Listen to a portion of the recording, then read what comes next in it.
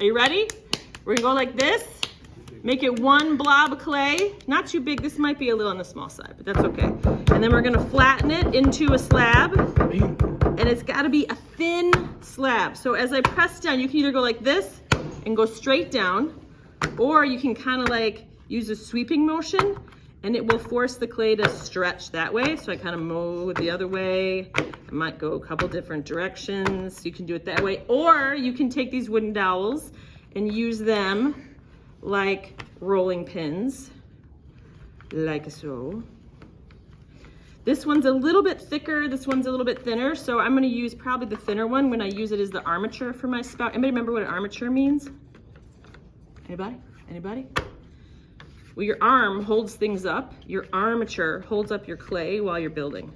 What's the word? Everybody all together? Armature? Armature. Oh, that was really good for our first period. Good job, guys. All right, I'm gonna take a little water and I'm gonna wet it and work it in. I don't wanna work with slimy clay, but if I work water into this, it's gonna make it so it bends easier, and I wanna make it into basically a little tube. So I'm asking the clay to bend a ton. So I want a thin slab. See how thin it is? It's very thin. And I work the water into it, and I'm gonna go both sides and work the water into it.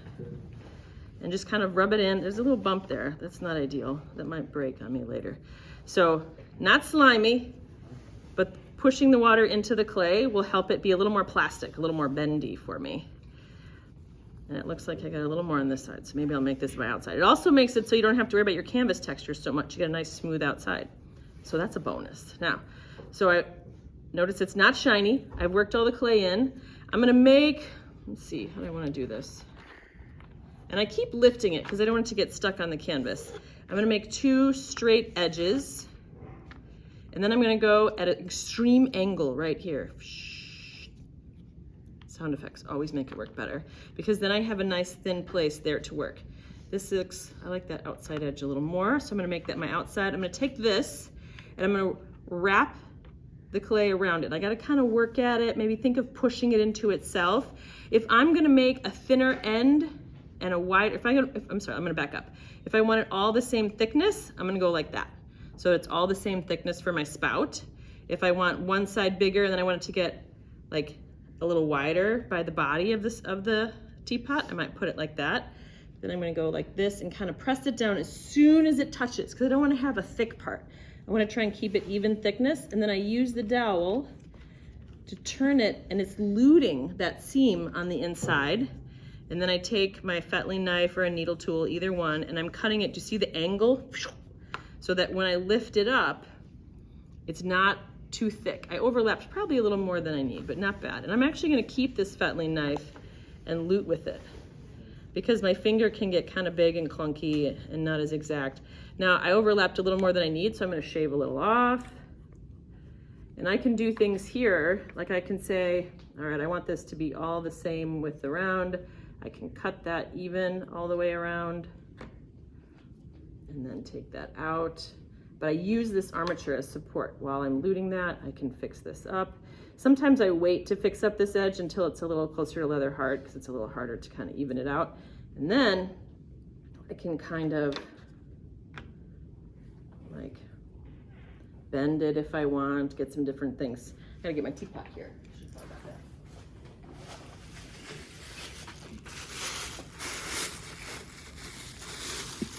Here's my teapot. And now if I look at this, let's move that out of the way so you guys can see better. I want this to sit so it kind of matches with my design. So I get low so I can see exactly how it's coming out, and I'm gonna again push it together to get that curve that I like. And I can say, maybe I want it to curve down. If you can play with it a little bit. Let's see, I kind of like that angle. So I'm gonna come here with this needle tool or a fettling knife, and I'm gonna make a mark. I'm all crouched down, making sure it's exactly the right place it's gonna attach to my teapot. And I drew a line by drawing the edge of my teapot. So now I know this is the angle I need, so I can attach it right there on that side. And then I go like this, and I slice it even. like so. So I have this sort of open area like this, and I want to make sure it's across from my handle. It's a little disappointing when you make a teapot that's a little off-centered, right? So I'm going to make sure it's directly across. So I have to move around. I have to actually stand up and crouch down and check it. And then I'm going to mark exactly where it's going to fit. So I know where to score and slip. And then I make my hole right here. So it's going to be smaller. So I marked it and I'm going to slice that out, but it's got to be, so this is where I mark. This is where the spout is going to score and slip. That's the edges of it. My hole is a little smaller so that this is getting pretty dry because we've done this over the long weekend. Come on now. Come out of there. There, my chunk of clay doesn't want to come out. There we go. There, and I want to fix that up. I don't want this like gunky edge.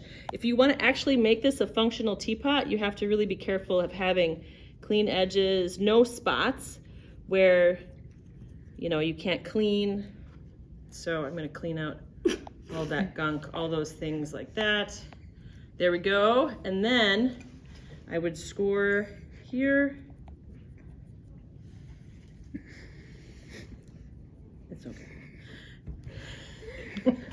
Bless you. Everyone sneezes, it's okay. And then we go like this, add a little slip. I didn't bring slip over, so we're pretending my water is my slip. I scoochy, scoochy, scoochy. And just like before, unless you want this to stay, I might fix this up or make that lip level. I do want this to be a sharp edge here so that it breaks the flow of the water as it comes out and it pours nicely. This edge right here needs to be sharp. But I might lute this in. I might add a little thin coil to secure it, whatever I need to make all that sit into place. So I have a spout, and I can still go, all right, maybe I want to make that change direction. I would slice that level. I would lute this edge in and keep fixing it up, but you guys know how to do that stuff. Okay? Spout day! Try 2 or 3. You might not get